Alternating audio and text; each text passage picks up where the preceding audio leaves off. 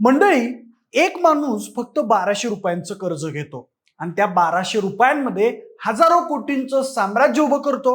त्याचं नाव म्हणजे राजेश मेहता. हे राजेश मेहता जगातले सगळ्यात मोठे सोन्याचे व्यापारी म्हणून ओळखले जातात.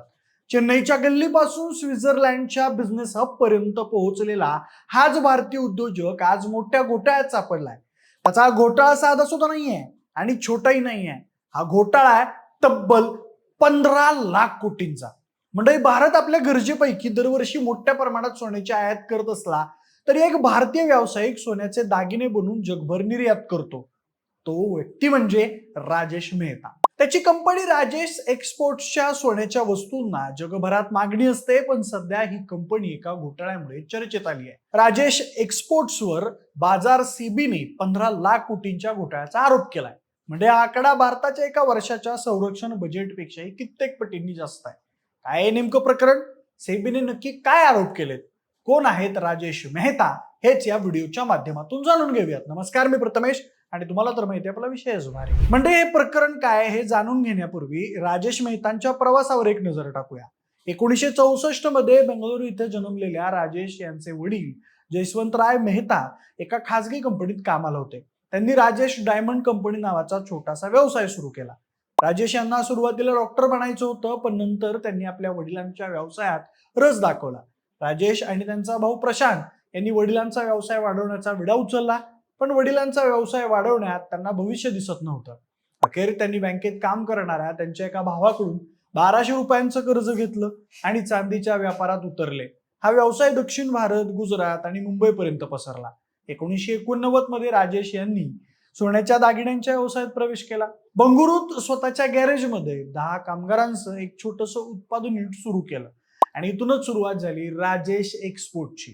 1995 मध्ये कंपनीने IPO आणला आणि सुमारे 10 कोटी उभारले. त्यानंतर कंपनीनं शुद्धीकरण, उत्पादन, निर्यात आणि किरकोळ विक्री असा विस्तार केला. पण कंपनीच्या वाढीचा सर्वात मोठा टप्पा आला 2015 मध्ये. त्यांनी स्वित्झर्लंड मधील प्रसिद्ध वोल्कॅम्बी ही सोने शुद्धीकरण कंपनी $400 मिलियन मध्ये ताब्यात घेतली.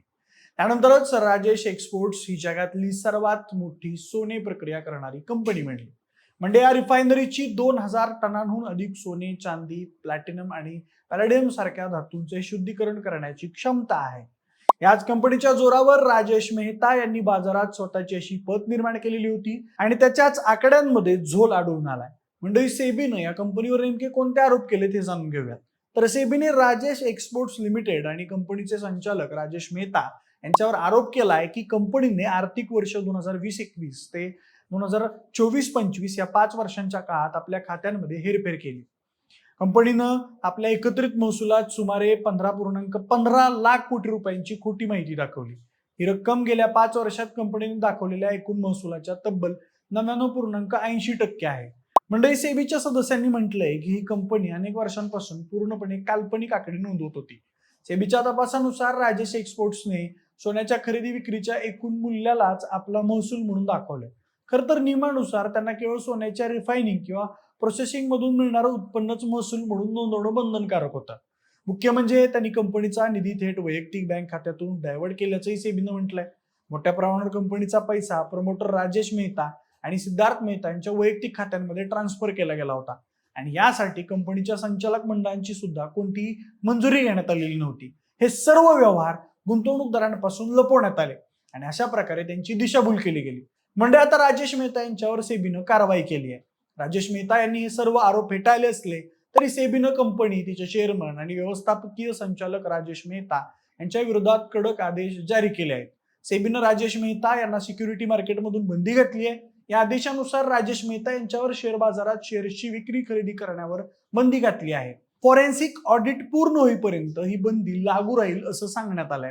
सेबीच्या आदेशानंतर राजेश एक्सपोर्टच्या शेअर्समध्ये जवळपास 5% घसरण झाली आहे. त्याचप्रमाणे कंपनीत 10.80% वाटा असलेल्या LICच्या शेअर्सवरही परिणाम झालाय. म्हणजे या घोटाळ्याचा फटका केवळ छोट्या गुंतवणूकदारांनाच नाही तर देशातील कोट्यावधी LIC पॉलिसी धारकांनाही बसलेला आहे. सेबीच्या आरोपांनुसार म्युच्युअल फंड आणि मुदत ठेवीमधून मिळालेले 204 कोटींचे व्याजही थेट कंपनीचे ऑपरेशनल इन्कम म्हणून जाहीर केले आहे. आणखी एक धक्कादायक बाब म्हणजे गुंतवणूकदारांना आकर्षित करण्यासाठी कंपनीनं आफ्रिकेत सोन्याच्या खाणीत मोठी गुंतवणूक केल्याचा दावा केला होता, तोही खोटा ठरला आहे.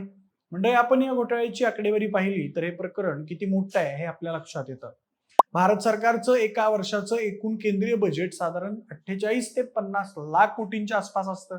त्यामुळं 15 लाख कोटी हा आकडा इतका प्रचंड आहे की आंतरराष्ट्रीय प्रसार माध्यमांनीही याची दखल घेतली आहे.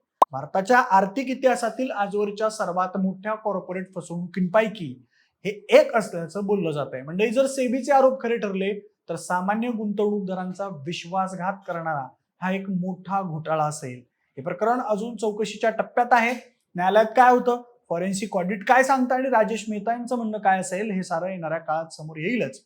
बाकी मंडळी, तुम्हाला या प्रकरणाविषयी काय वाटतंय मला कमेंट बॉक्समध्ये नक्की सांगा. सोबतच आपल्या विशेष युट्यूब चॅनलला सबस्क्राईब करायला अजिबात विसरू नका. धन्यवाद.